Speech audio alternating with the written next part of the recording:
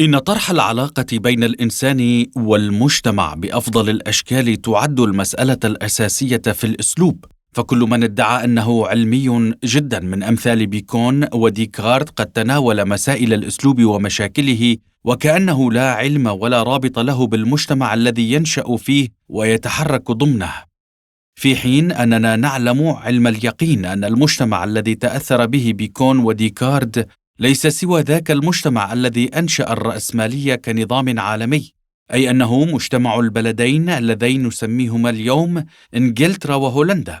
بالتالي فالأساليب التي كوناها ليست سوى أفكار ذات علاقة وثيقة بالمجتمع الذي يشهر الباب على مصراعيه أمام الرأسمالية. إذن ما الذي يمكننا مشاهدته لو شرعنا بالبحث في المجتمع الإنساني كصنف رئيسي؟ ألف: المجتمع تكوين يميز الإنسان عن الحيوان نوعياً، وقد أوضحنا هذه الخاصية كفاية. باء: مثلما يتكون المجتمع من الأشخاص فهو أيضاً ينشئ ويكون الأفراد.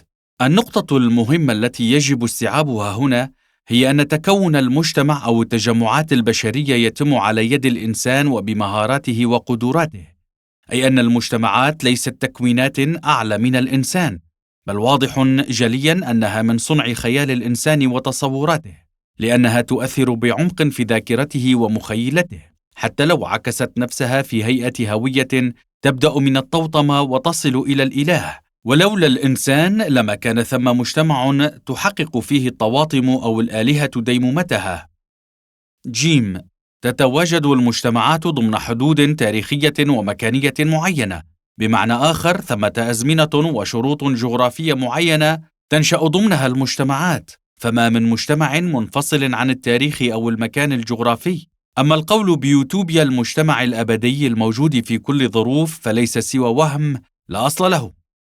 إن التاريخ المعني بالكائنات الحية عموما وبالإنسان على نحو خاص يعبر عن الزمان الذي يتعلق عليه تطور الكائنات الحية عموما والإنسان خصوصا، فوجود العديد من المتواليات والفترات الزمنية وعلى رأسها الفصول الأربعة شرط ضروري لتكون الأنواع الحية، علما أنه ما من موجود لا فترة زمنية معينة له.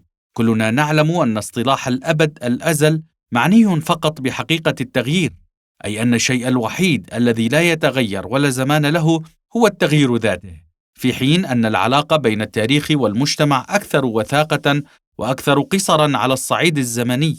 فبينما نتحدث عن مليارات السنين فيما يتعلق بعمر الكون، فإننا نجد أنه لا يمكن إطلاق اصطلاح المجتمع الطويل الأمد إلا إذا تجاوز عمره آلاف السنين فحسب. أما الفترات الزمنية الشائعة فهي من قبيل اليوم، الشهر، السنة والقرن، ومكان المجتمعات هو على علاقة وثيقة بالوجود النباتي والحيواني أساساً، في حين يعتبر وجود المجتمعات في القطبين المتجمدين أو في المناطق الاستوائية أمراً استثنائياً. أما المكان الأغنى بغطائه النباتي ووفرة حيواناته فيشكل الأرضية الخصبة لنشوء المجتمعات المعطاء. إن الكثير من المدارس الفكرية والبنى الدينية المتكونة والمبنية ضمن التقاليد الهرمية والدولتية تعمل على نقش فكرة النظام المبتور من المكان والتاريخ الاجتماعي في ذهن الإنسان وكأنه قدر محتوم. فمثلما يزعم أن بعض الشخصيات البطولية قد صنعت التاريخ، هكذا يقوم بعض المفكرين والواعظين الدينيين بالحديث الدائم عن تأسيسهم للأنظمة الفكرية والدينية المنقطعة عن المجتمع التاريخي.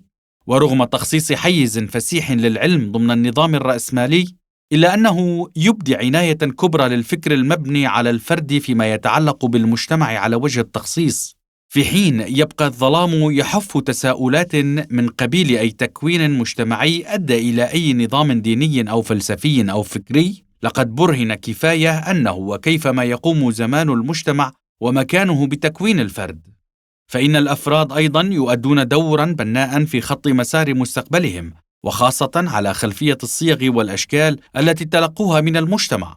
إذن فالأبعاد التاريخية والمكانية تأتي في صدارة الظروف اللازمة في معالجة قضايا الأسلوب وإدراك الحقيقة.